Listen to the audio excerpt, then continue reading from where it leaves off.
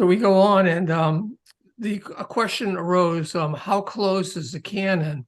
And this is because we appear to believe that we can write or interpret Scripture on the same level as the original apostles. And dealing with the revelation and dealing with the understanding. Also say that we are people of the book. You have heard that we've talked about the ability to speak on the same level or write on the same level of authority of the Scriptures. And I most assuredly believe that tonight. Ben, you've taken an interest in their writing Scripture, and we've got another little thing that we're going to do in the very, very near future, talking about their view of Scripture. And he says similar sorts of things. What does it mean to be reading, interpreting, and writing Scripture on the same level as the apostles? Well, I have a very left field take probably from you all. Kelly, if you want to take this one first. When they claim to be apostles, they want to take on the same role, the same responsibilities, the same, well, not really the same authority. They want to take that to a whole different length. But they claim to be able to do everything that the apostles could do, and then even more, because they're, of course, super apostles. So they say they're not going to write Scripture, but at the same time, I remember Benjamin Tufstiga saying that in order to fulfill prophecy, they basically need to write Scripture, or them fulfilling prophecy is them writing Scripture. And to simply write a letter, say from Greenville to the Elmer Church, that letter, in a sense, is Scripture. Yeah, the process of how we got the original Scriptures is interesting and probably less magical than most lay people understand it to be. Paul's writings were just letters, many of which he probably never intended to be in any kind of canon. But they were recognized by organizations, by spiritual people over time as valuable and spiritual. And that seems to be historically really where sort of Scripture gets filtered out, whether you're talking about Christian Scriptures or other Scriptures, that they are writings that continue to exist because they continue to have value. They continue to be passed down by communities, continue to speak to people across generations. It's not very often that you see people writing Scripture intentionally, right? Oh, absolutely not. Yeah. So what is it for you all that would prohibit someone from writing Scripture today? Okay. So that brings us really to the question of when people talk about Scripture, what do they mean? And it has to do with the canon of Scripture. And as you were saying, what happened was the early church recognized the authority of these writings and their spiritual usefulness. And I'm not sure what the earliest list is. I think it was a Muratorium canon. It was fairly early, like probably somewhere between 100 and 200. The list of scriptures that were considered to be authentic was already in existence. And then across time, various church councils looked at that and confirmed it and what have you. But the reality is it was already established very early on. And one of the criteria for a book to be considered Scripture, and we're talking about Christian Scripture here, was that the author either needed to be one of the apostles, that is one of the original apostles, or a close associate. So simply by time going by, the canon itself was closed because you didn't have people who were apostles any longer because they died and had no mechanism to be replaced, or their associates passed away. So the canon was somewhat self-limiting by virtue of the fact that it required apostles to write it. So when somebody talks about writing Scripture, they would have to be apostles. and I'm going to just kind of tread lightly across that one because I know that's kind of the center of where all this is going to wind up. But if they're not apostles, then they're not writing scripture. What would you base that assertion on besides some rule from some council in the? I think that's the consensus of the early church fathers. You take that to be, I mean, is that for you? Does that define scriptures? Yeah, that would be my definition of scripture. Yes. But not Old Testament scripture. No, we're talking about New Testament, Christian scripture very specifically. And the Old Testament was already closed as of 400 years prior to Christ. And I think the Jewish, I've not talked to a Jewish rabbi or a Jewish scholar, but I would think they would say that the Jewish canon was closed at that point. I don't think they're looking for anybody to write more scripture. And the claim to apostleship, like you said, becomes the turning point. Then, first of all, I would need a little more evidence just to play the devil's advocate to the claim that a scripture needs to be written by an apostle. Obviously, the church fathers aren't authoritative. Can we take the word out needs and say Needs? instead, take that word out and stick the word was? Mhm. Because everything that is recognized as scripture was written either by an apostle or one of their associates. It isn't that there's a teaching like, well, you can't do this because it's because that's what rose out of the ethos and became scripture.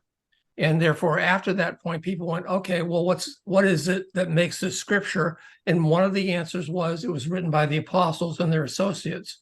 So it isn't an ought or must. It's a recognition, a historical recognition. Yeah. Okay. I have two veins. I'm curious about this with you. One, I was hearing discussion just this week about Muhammad and his claim that the Quran is the final authority. That this is the final scripture. And that is resounding in my ears because it sounds very similar. We've got a revelation now, and revelation is closed. It's a dubious claim by Muhammad, I think, as much as by a Nicene Council. If you look at Islam, the God of Islam is a different God than the God of the Bible. He's transcendental. He's distant. He doesn't relate directly to people. He's a very different character. And the relationship is probably more to one of the moon gods around the time that Muhammad was starting to write his documents. But I don't believe there is it is not a scripture for me. I don't think it describes the God of heaven. I don't think it describes God's intent for us. Yeah. And with those last few sentences, that's the way I think of scripture as well. And so I said, I have kind of a left field take of this from y'all because I'm not a Christian, and I enjoy scripture so much and consider to be scripture I don't consider scripture to be an infallible thing. I find scripture to be I define that for myself as writings, like I said, that are written by spiritual people in a spiritual frame of mind, that instruct and inspire spiritual, I don't know, movement, spirituality in others. The Bhagavad Gita, the Dhammapada, I enjoy those in the same way I enjoy the Bible, get the value out of them that I do in the same way. So that's why if scripture is inspirational writings, I could put those in that category. If scripture is something that a Nicene Council defined, I'm not sure why that would be. If scripture is, just something. I think that's kind of a red herring, because when you say that, what you're saying is that a council sat down and met and said, well, this will be in, this will be in, and this will be in. When in reality, what the councils did was they recognized what was already accomplished. There was a canon, and that canon, again, rose very early I want to say 123, but I honestly can't remember. And so it's a recognition of something. And as you know, from our previous discussions, I am probably the guy who thinks that scripture is infallible and that it actually came from God. And so therefore I would draw some lines outside of, or around the Christian scripture that you would not. And you're defining it as written by apostles or an apostle's sort of first generation associate. Yeah, that's what the early church fathers and the people that looked at it said was common to scripture.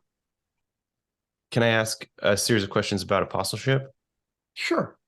I think that's pertinent in sort of defining these terms and whether or not Ray's claims are fair. We're looking at our claims. Majority of the New Testament, ostensibly written by Paul the apostle, who is a self-proclaimed apostle. What do you think of his claim to apostleship? Because I believe that scripture is infallible and because I believe that it relates what actually happened historically as well. It appears that Paul encountered Jesus on the road to Damascus and appointed him to be an apostle. Do you see the circular reasoning there, if I'm not mistaken, that the scripture says Paul's an apostle and the scripture is scripture because Paul the apostle wrote it? Well, I don't think Paul wrote all the scripture. Paul wrote some of the scripture. I'm just putting thoughts out there to think. We're just talking about apostleship and scriptures. Okay, so for instance, God appeared to me last night. Yeah. I am going to be one of his foremost apostles. Right. Is that okay with you? Can I come apostle you? Not me. Why? But neither can Joseph Smith, nor Ray, nor Paul. Me, I don't give Paul that position de facto because he claimed that any more than I do Joseph Smith. So I guess with Paul, it seems that Paul performed some miracles and did things which demonstrated his apostleship.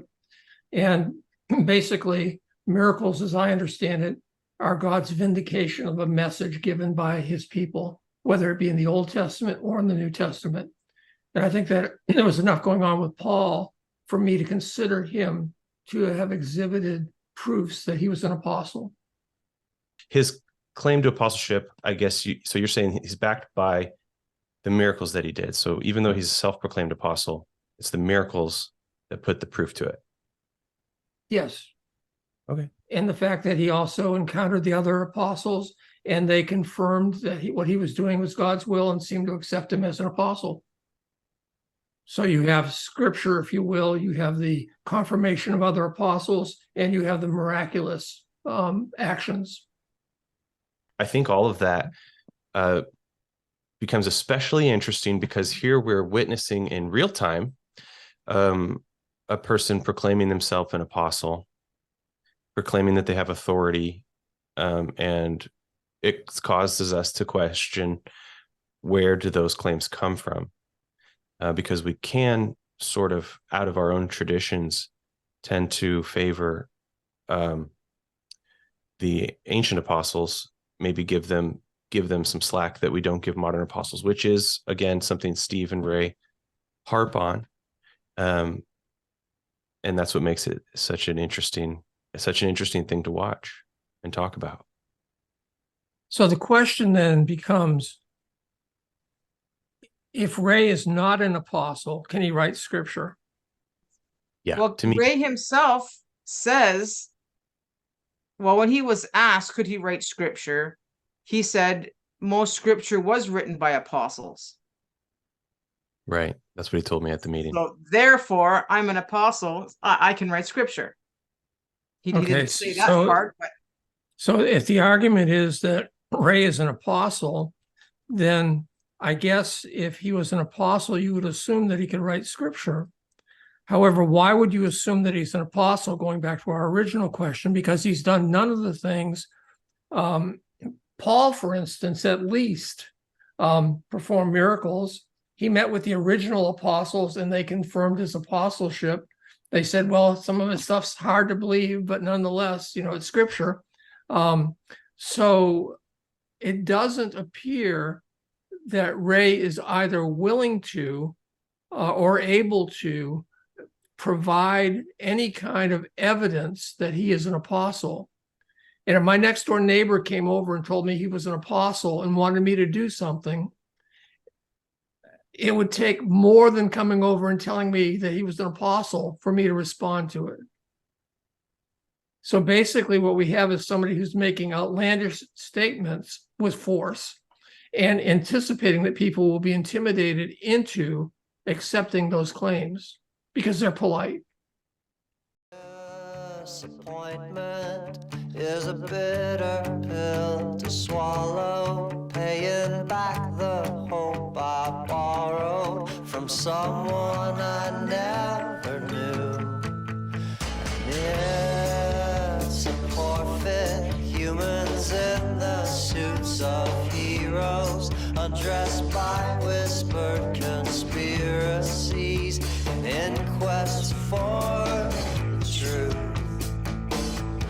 But if the truth is what you're looking for, you don't get to choose the answers anymore. So tell me, do you really still believe that the truth will set you free?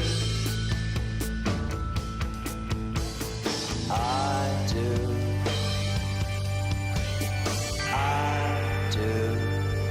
Someday, well, if the truth